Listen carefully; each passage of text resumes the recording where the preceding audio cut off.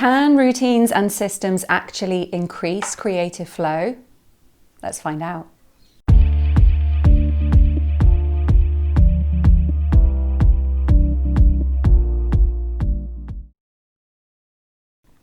Firstly, I want to explain where you might be going wrong when it comes to routines and systems and creating that flow.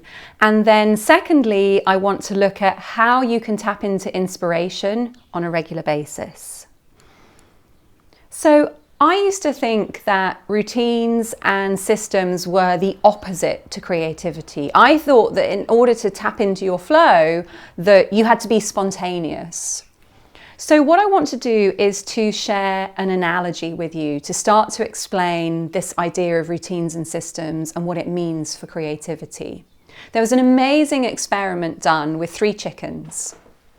The first chicken was given a piece of grain every time it pecked on a red button. So every time it pecked, it got a piece of grain. Peck, reward, peck, reward. So see that as routine, creative flow, routine, creative flow. Second chicken, every other time it pecked on that red dot, it got a grain of sand. So it pecked once, it pecked twice, then it got a grain. Pecked once, pecked twice, then it got a grain. So again, there's a routine, there's a system about that, and then there's a reward. The third chicken was given a grain when it pecked randomly. So it might peck 5 times and get a piece of grain. It might peck 10 times and get given a piece of grain. So here's where we've got that spontaneity. The reward comes, but it's very spontaneous. You don't know when it's going to come. So we've got these 3 chickens. So the next phase of the experiment, they stopped giving the chickens the grain.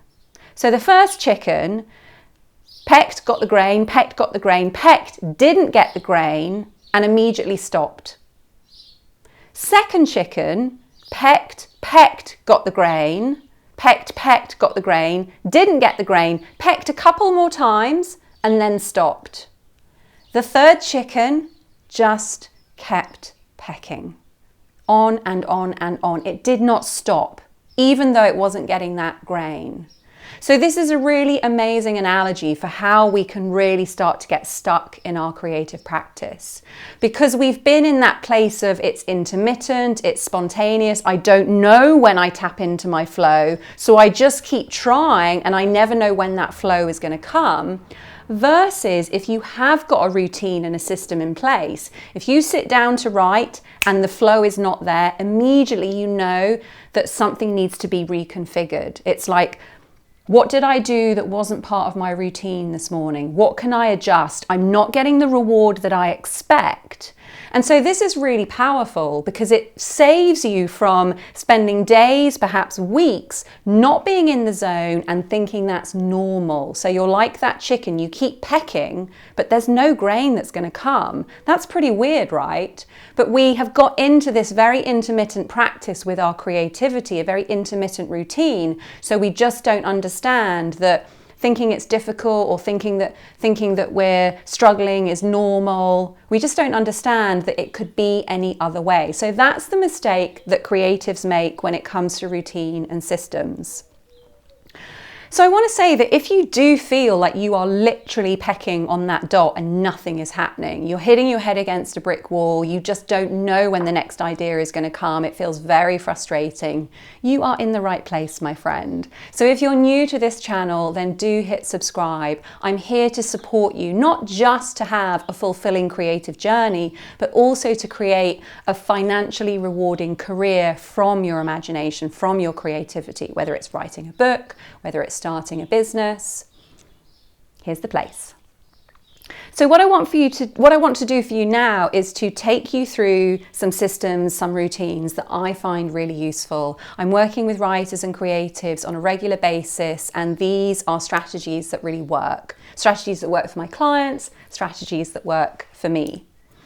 So the first one, let me just explain. I'm going to work with an analogy actually before I take you through the system because I think it's going to really help it embed.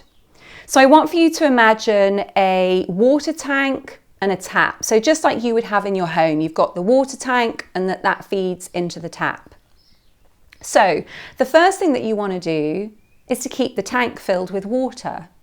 So what does that mean in terms of your writing and your day-to-day? It means you want to have information coming in. If you're not constantly filling your mind with new information, with new ideas, there's not going to be anything there when you sit down to write. So you've got to be reading, you've got to be consuming valuable content. Just as you wouldn't keep your water tank filled with Coca-Cola, or you wouldn't keep your water tank filled with muddy water, you want to keep your own mind filled and constantly replenished with wonderful information. So reading lovely books, watching wonderful films, going to really interesting places, art galleries. You want to be filling your tank with beautiful information. The second thing to do is to use your tap regularly. You know that idea that when you turn on the tap and the tap hasn't been used for like months and the water comes out all kind of brown and rusty. Again, it's the same with creativity. It's the same with that creative flow. If you don't turn that tap on regularly, if you're not regularly sitting down and letting those words come, when they do come, they're a little bit brown and murky and rusty and dirty. So you're filling the tank with water, and then each day you're spending some time making that connection and getting those words on the page, keeping that water flowing, keeping the pipes clean. The third practice is to use your tap intentionally. So again, I wouldn't simply go over to my kitchen tap and turn the tap on and then walk away and let all that water run out and not use it. I would have a specific intention. I'm going to do the washing up, or I'm going to brush my teeth, or I'm going to take a shower. So again, it's the same with creative flow. It's the same with the routines and systems with your writing. You sit down to write with intention. So yes, you've got a practice of letting those words come, but again, that's intentional. You're saying, I'm sitting down and I'm letting these words come just to get the pipes clean. And now I'm very intentionally writing something specific. So it might be that you specifically say, I'm going to write a blog post. You might specifically say, I'm going to craft the next chapter in my book. It might be that you specifically say, I'm going to map out 10 tweets that I will send on social media for the week. So with intention, you use your tap with intention. And then the fourth practice is to descale, to keep everything clean. So you keep your taps cleaned, you descale your taps so they look nice and silvery and shiny. And again, it's the same with your mind and it's the same with your imagination. So here's where you monitor the experiences that you're having. So you're monitoring how long you're keeping yourself in frustrating situations, how long you're keeping yourself in a state of anger, say, or a state of panic, or are you hanging out with people who just aren't feeding you with nourishing experiences. So you want to descale and shine, really monitor the experiences that you're having.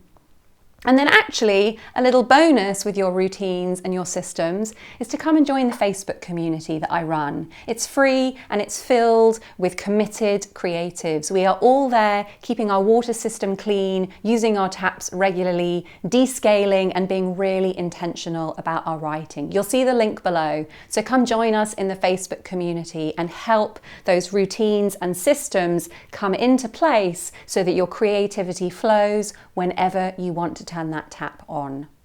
Hope you found this one useful, guys. Look forward to seeing you in the next video. Take care till then.